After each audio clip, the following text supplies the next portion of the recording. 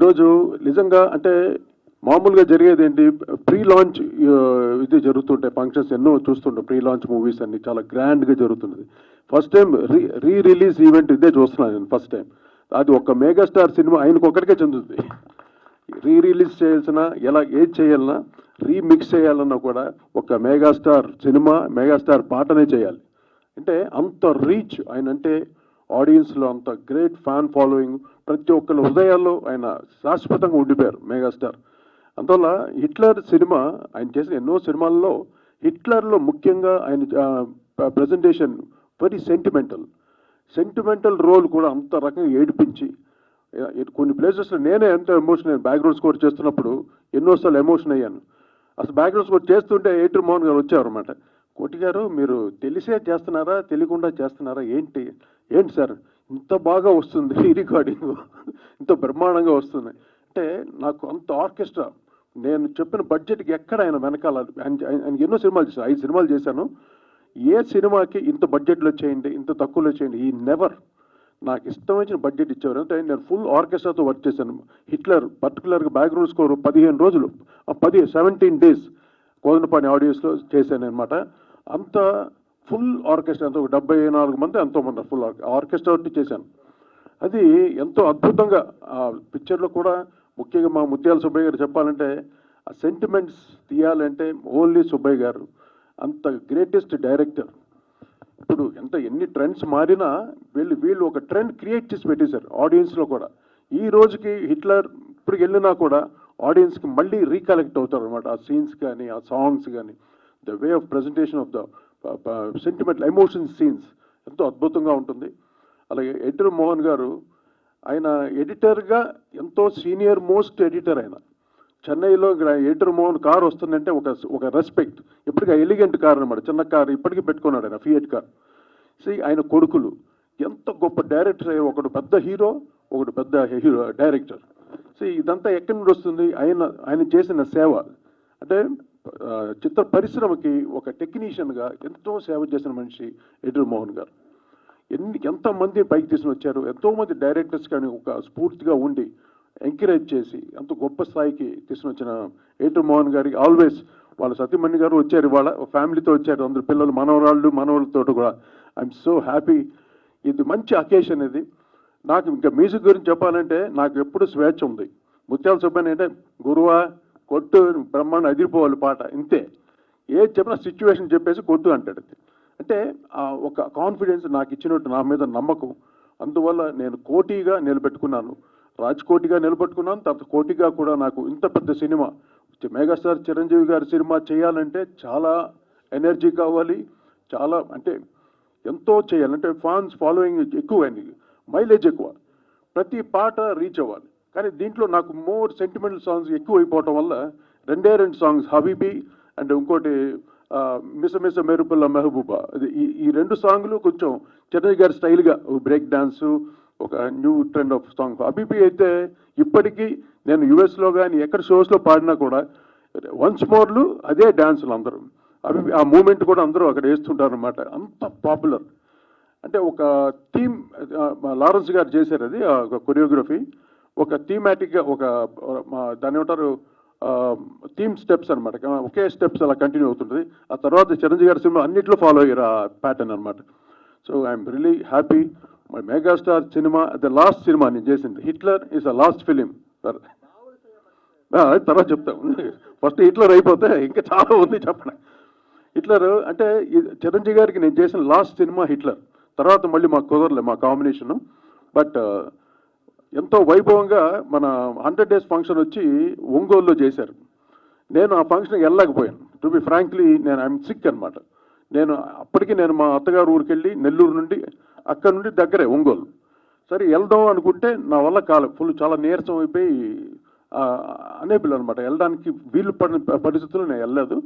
చెప్పాను, నేను రావట్లేదు మోహన్ గారు అని చెప్పేసి. కానీ పెద్ద ఫంక్షన్ అది, ఒక మెయిన్ టెక్నీషియన్ లేకపోతే నేను ఇప్పటికీ ఈ రోజుకి బాధపడుతున్నాను. ఎందుకంటే ఈరోజు అది నేను రివీల్ చేయాలి మోహన్ గారికి. నేను కావాలని మట్టుకు ఎగ్గొట్టలేదు, నా మీద కోపాన్ని బట్టి పెట్టుకోకండి, హిట్లర్స్ లాగా అందరు హిట్లర్స్ ఆ టైంలో. సో అది మిస్ అయ్యింది. ఆ తర్వాత చిరంజీవి గారి సినిమా నేను చేయలేదు. అఫ్కోర్స్ ఆ టైం వచ్చినప్పుడు తప్పకుండా ఆయనతో వర్క్ చేసే భాగ్యం కలగాలి, కానీ కలిగితే మళ్ళీ నా గుండెలో బీట్ స్టార్ట్ అయిపోద్ది. చిరంజీవి గారి సినిమా అంటేనే అది ఒక భయంగా ఉంటుంది, ఫోబియా. అది ఎలా చేయాలని ఒక ఫస్ట్ భయంగా ఉంటుంది అనమాట. అందువల్ల ఆ భయంతో పుడుతుంది. Is the inspiration. ఏ పాట చేయన్నా, ఏ బీట్ క్రియేట్ చేసినా చిరంజీవి గారే అంటే అల్టిమేట్. అటువంటి డాన్సర్ ఇంక భారతదేశంలో ఎవడూ లేడు. I can challenge that. Only megastar. ఆ గ్రేస్ కానీ, ఆ స్టైల్ కానీ, ఈవెన్ కామెడీ టైమింగ్ కూడా, ఇంకా సెంటిమెంటల్ టైమింగ్ కూడా ఈజ్ అల్టిమేట్ స్టార్. ఇంకంతే, దానికి ఇంకా తిరుగులేదు. ఇంకా చిరంజీవి గారి గురించి నేను ఎక్కువ పొగడాల్సిన అవసరం లేదు.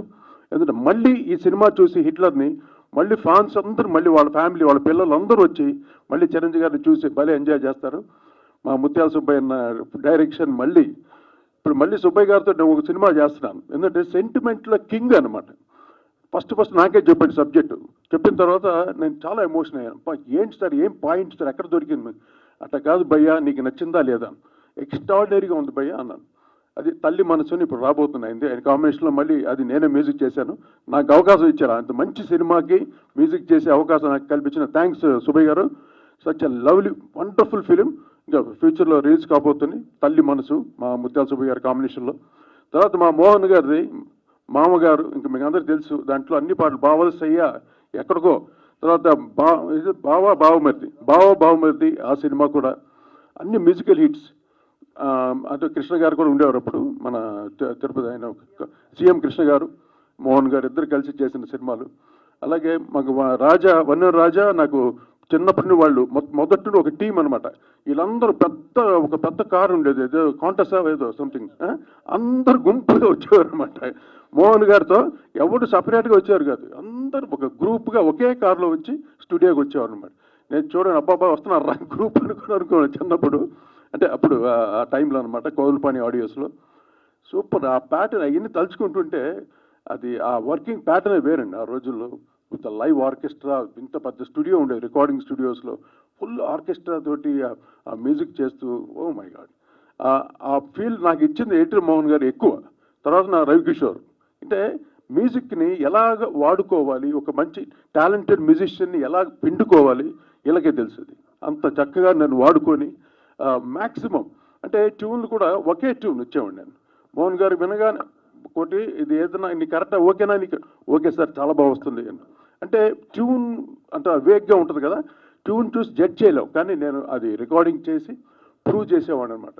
అప్పుడు హబీబీ సాంగ్ ఫస్ట్ చేసిన తర్వాత చిరంజీవి గారికి వినిపించాం అనమాట. ఇద్దరు వెళ్ళి చిరంజీవి గారి ఇంటికి వెళ్ళి వినిపించి ఆయన కార్లోనే ప్లే చేసాం. ఆర్కెస్ట్రా అంతా వెయిటింగ్. ఇప్పుడు ఇది ఓకే చెప్పిన తర్వాత నేను వెళ్ళి టేక్ ఓకే చేయాలి. వచ్చి వినిపించేసరికి నాకు నచ్చలేదు కోటి అన్నారు చిరంజీవి గారు. హబీబీ సాంగ్ నేను చేయలేనమ్మా, నీకు పేరు వస్తుంది, నేను చేయలేని పాట అన్నారు.